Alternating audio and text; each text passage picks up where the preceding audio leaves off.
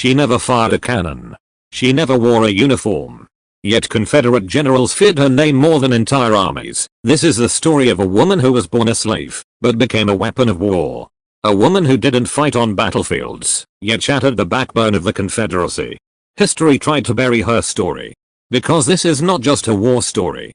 This is a story of revenge. America, 1860.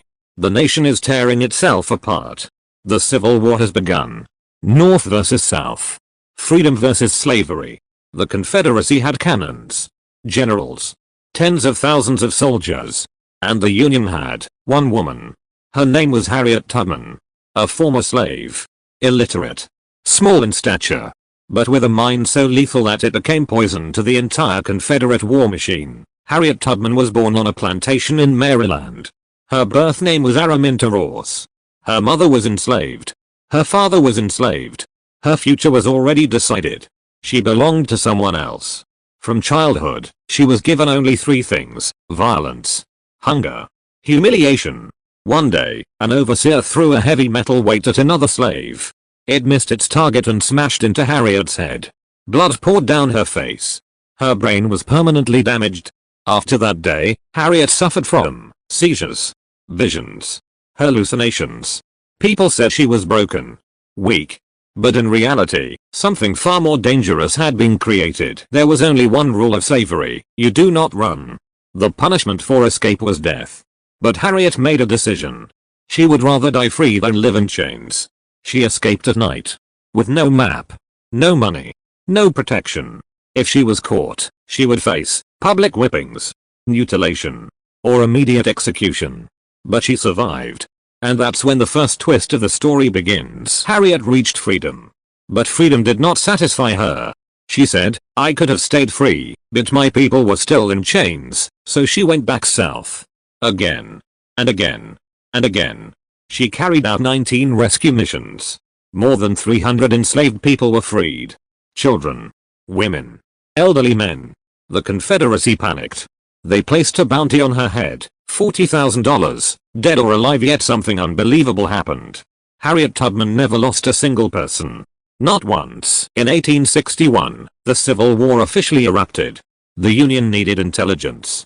They needed southern routes, fort locations, supply lines. And that's when Harriet Tubman evolved.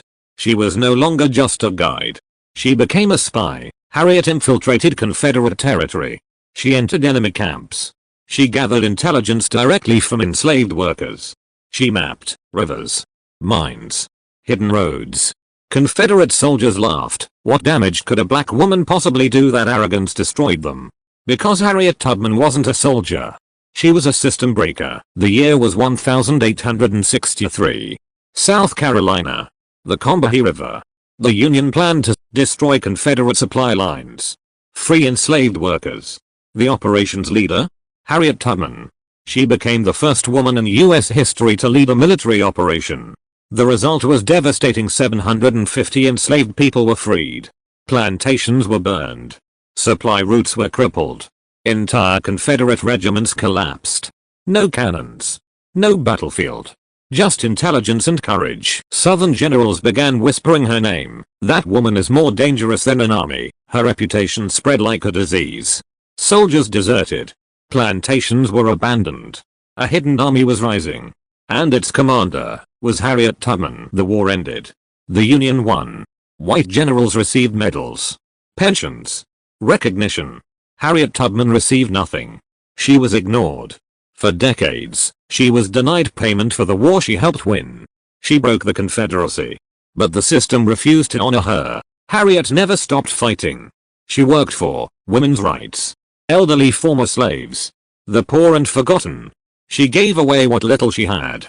And still, history reduced her to a footnote because her story is uncomfortable. A formerly enslaved woman who was more effective than generals, more destructive than cannons. Her story exposes power. And power doesn't like to be exposed. Harriet Tubman never fired a cannon. She never wielded a sword. Yet, regiments fell apart. Economies collapsed. The foundation of slavery was shaken. Some wars are not fought with weapons. They are fought with courage, and the winner of this war was a woman born in chains.